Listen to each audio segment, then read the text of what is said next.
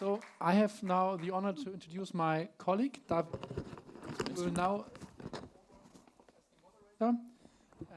Thanks for your attention and participation during the last slots in the afternoon. And now we will focus, or David will focus together with his speakers and panelists on the startup ecosystem in the quantum computing world. David, the stage is yours. Thank you very much, Lucas. Hi, everyone. Also from my side, my name is David, and I will guide you through today's last block, where we will shift the focus to the newer or relatively new and small players in quantum computing. I'm talking about quantum computing startups, of course. While big players can easily allocate considerable resources to over-the-horizon technologies like quantum computing, startups face a more challenging landscape. They may be developing game-changing technology right now, but without real use cases and real paying customers, they must not only fund themselves, but also stay motivated while playing the long game. With that, I would like to welcome on stage Alexandra Beckstein. Alexandra is CEO and co-founder of QAI Ventures, a Swiss company focused on building ecosystems by providing two things most startups desperately need: funding and business acceleration. Alexandra, if you're ready, I'm ready. The stage is yours. Thank you so much. So, if you won't remember anything, you might remember my second name. My second name is Ecosystem. I talk about ecosystems so much that I myself can hardly hear the word anymore. But I think it's crucial, and I love to talk about ecosystems because I also know that most of the people underestimate the power of ecosystems, that most of the people understand something very less meaningful than it actually is. And I also love to talk about, because I love to invite you to be part of the ecosystem we orchestrate. We as QAI Ventures, we are a young company. We were founded, I will tell you later a bit more about, we were founded in February, and we are based in a bigger project called Uptown Basel and Quantum Basel. Maybe you heard about this already. Now I have to see. So what actually is the ecosystem I'm talking about today? I mean, I heard a lot of presentations today already referring to ecosystems, but I think everyone has something else in mind. And when I talk about ecosystem, I really talk about a business model. A business model that focuses on the customer needs. And that, in comparison to an ecosystem, which sounds maybe funny, but which is also an actual business model, that focuses very much on the sector it is developing in. So, for example, an ecosystem for me is, for example, a car manufacturer. What does he do? He manufactures cars. Whereas I will have an example later. So, in an ecosystem, you more work after a very collaborative approach that cuts through industries and that also cuts through the value chains. And to develop an ecosystem also is a shift of a mindset from an older to a newer economy. You might need different characters to be able to orchestrate an ecosystem. Characters that are willing also to wait for the profit to come, that are not selfish in growing fast, not taking care of what the others in the network are doing. So I might maybe sound as an activist now, but I'm like most of you. I guess I'm also a capitalist. So let's talk about the example of Tesla. Tesla, for me, is a very nice example how you build an actual ecosystem. So if Tesla would only be sector-driven and an ecosystem with this, it would sell cars, like in my example. But what does Tesla actually sell? It sells cars, solar panels, Powerwall batteries, and a supercharging network, and many different things. And why? Because it is very benefit-driven and customer-driven. It does not develop this ecosystem for the existing customer, but for the new customers to come. A customer that is a lazy customer, like me, for example. I want to have a car, but I also want to have a practical solution. So when I buy a Tesla, I have the whole ecosystem that allows me to have a green vehicle that comes with. And guess what? Most of the, or all of the world's leading car manufacturers are lacking behind Tesla. Tesla is the most successful car manufacturer. If you believe the numbers, the blue dots show you, you don't have to read it, but the blue dots show you the ecosystem companies. The white dots are the classical companies. And what we see in the last 20 years, the largest market cap companies has become ecosystem companies, like Apple, Alphabet, Alibaba, Tencent, Tesla, Microsoft, and so on. So why should you care? You should care because the quantum industry, quantum technology, it also needs to think out of sector, it needs to think across sectors. That is just the nature of deep tech.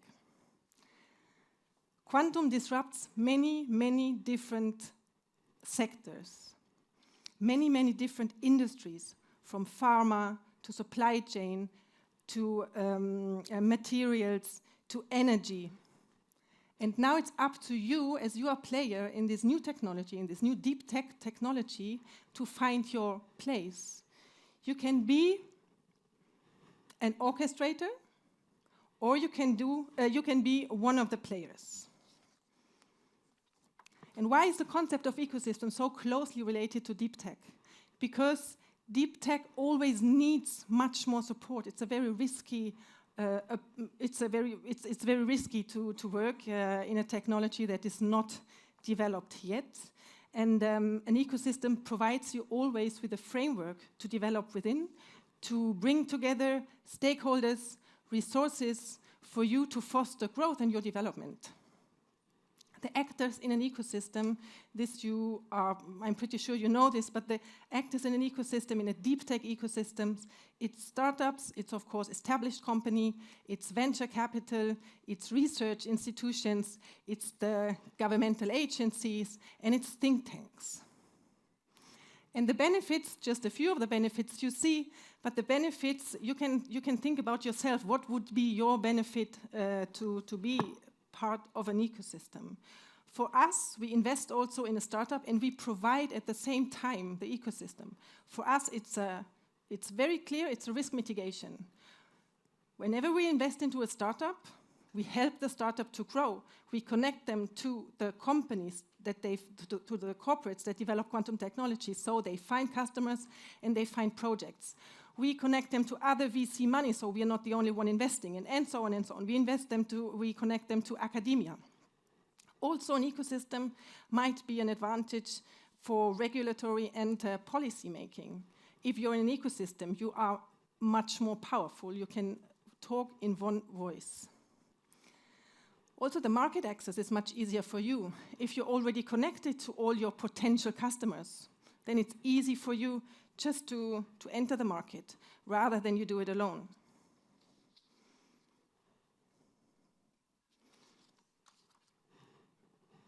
This is the ecosystem we created, and I have to admit, I didn't change the slide. I have to admit it's very egocentric, so my company, or our company is in the center. In the center is actually the startups.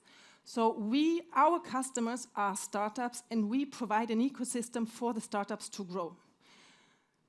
The startups, why do we focus on startups? I mean, our first approach was to build an ecosystem. This is where we come from. We wanted to build an ecosystem in quantum, and the crucial part when building an ecosystem is innovation.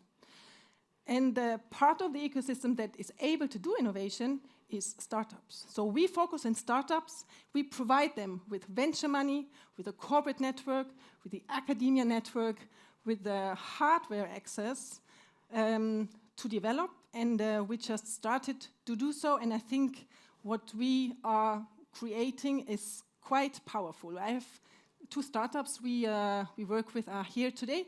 Maybe you want to talk to them later. So our role is, in this ecosystem, we are clearly an orchestrator. We don't develop technology, but we make sure that this technology is developed. We develop an ecosystem that invests strategically. That means for us, we invest in technology that we also can provide support. For us, it doesn't make any sense to invest into a startup that is, I always have the example of Japan, because there is quite good startups, but if this Japanese startup would not like to be part of us, then it doesn't create an ecosystem.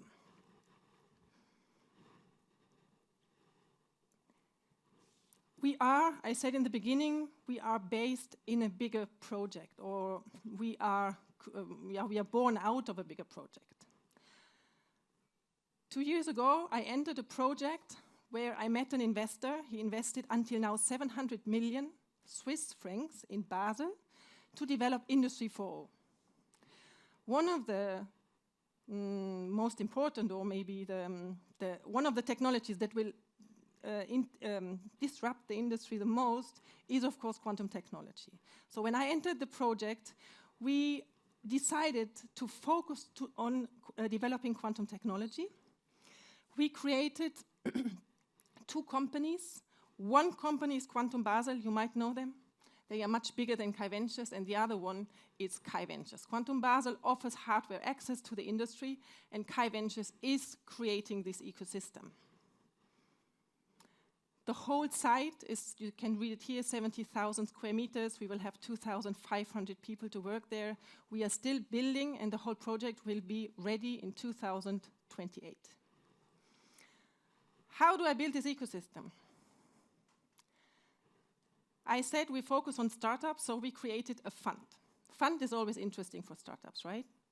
So we have a fund, a 50 million fund. But I also thought about, when we created this fund, we need a deep tech fund, right? I mean, we work in an industry that is not developed. We don't know where it will develop to, when it will be developed. So I was very much fighting for the structure of this fund that is not a 10 years fund like it normally is created. We have a fund where we can stay with the startups, or the startups can stay in the fund 16 years. As if you're a startup and you're interested, our ticket size is between 500,000 and 2 million, and we invest globally. We know that technology is not developed only in Europe, it's developed globally, and we are very happy to welcome global startups. We have a lot of applications from Israel, from the US, and also from within Europe. This is the money, this is why the startups come. But the ecosystem is created with the actual accelerator. The accelerator allows us to work with the startups. So whenever we invest, we invite the startups to come, and we offer every startup a one-to-one mentoring. I also like ecosystem, accelerator. This word I cannot hear anymore. It's so many times used by me and by everyone I work with. But what we really do is we want the startup to grow and not to die after our investment. So we provide the startups with all the mentoring he needs. We see in the due diligence what challenges they might face in the future. We also provide them with hardware access. We provide them to the engineers from the hardware providers we are working with. And we invest through the accelerator, again, a ticket of 100,000 cash, and we provide them with office space. A lot of startups, they think it's time-taking to come to work with us. We totally understand. We don't want to steal anyone's time, but we saw how useful and how fruitful it is when startups are together, when we invite the corporate community, the hardware providers, that they connect. We don't want the startups to stay. They can go, but we want them to be in our ecosystem.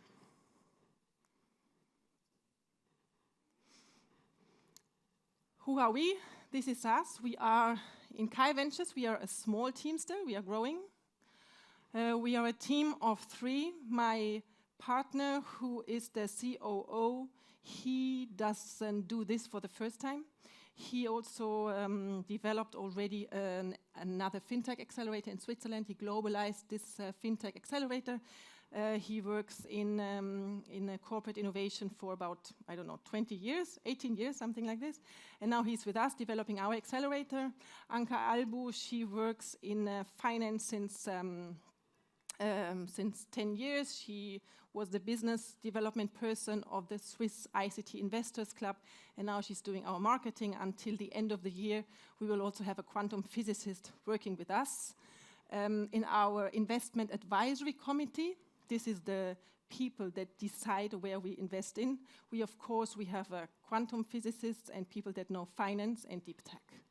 We have also in our investment committee, Chiara De Caroli, some of you might know her. She comes from Oxford, and she's with us now for taking the decisions where to invest in. We also work with the universities. We have a very close network with the Swiss universities. We are building up our university network globally. We spotted the 10 main universities in the fields we are investing in. And for us, it's very crucial to know where the technology is developed. Yeah, so maybe I could convince you that an ecosystem is quite a very good and sustainable business model. And I invite you to come and visit us in Basel anytime. Thank you.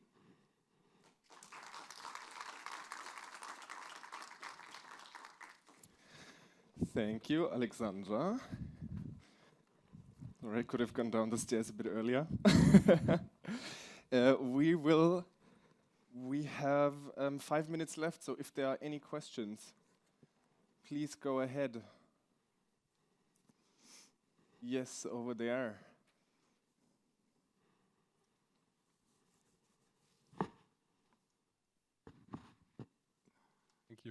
Thank you very much for this inspiring talk. I have a question. You come from Basel and Yes. from Switzerland. So if you compare Switzerland and Germany, what are the main differences with respect to quantum venture? First, maybe also to the quantum community. It's always, it jumps into my eyes, always when I'm in Germany. There is much more, it's much more on a political level in Germany. In Switzerland, we don't have a national quantum program, for example. We don't have public money to develop quantum technology, and this is the main difference. So I think the development here in Germany has much broader chances to develop, actually. We work a lot with private money in Switzerland. But you also asked for the venture capital. So we are the first fund, or we're the only fund that does investments purely in quantum in Switzerland. We are the only fund that is connected actively to an accelerator. There will be another one in Sherbrooke in Canada, but until now we are first one. And in Germany, I don't know a pure quantum fund, but I mean from the investment decisions, I don't see a difference actually. Yeah. We invest very much ecosystem based. Yeah. All right, any other questions? Yeah, down here, Nina? Sorry.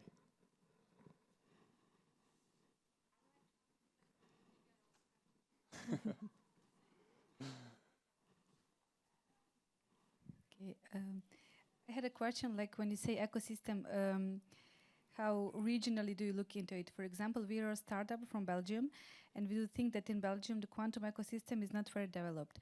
So from your side, like how a startup from Belgium, is it perspective for you or not? Yes, of course. Yeah, this is what I said. We develop globally, so we invite the startups from all over the world to come and to work with us, yes. Yeah. Thank you. I'm waiting for your application. All right, let me look here. 2 more minutes up there.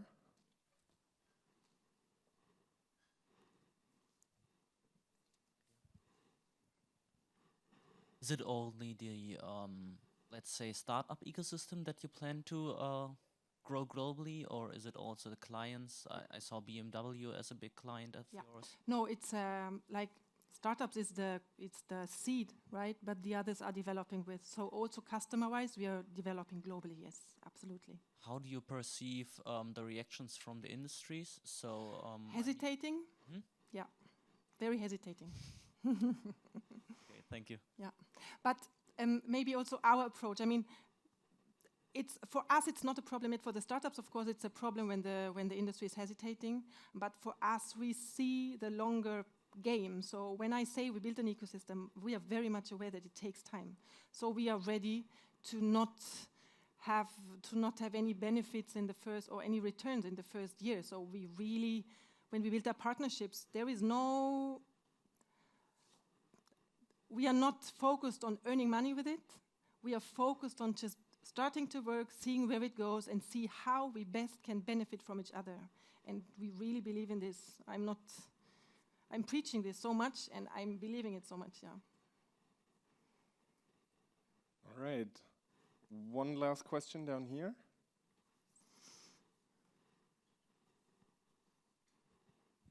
Yeah, I think you just basically answered it already. My question was about how you deal with the uncertainty and risk. I mean, it's a long game. You don't know how. I mean, maybe 1 of 10 will. Yeah. I mean, the typical startup thing, but much riskier is. Yeah, that's the risk we take. That's correct. We only have private money.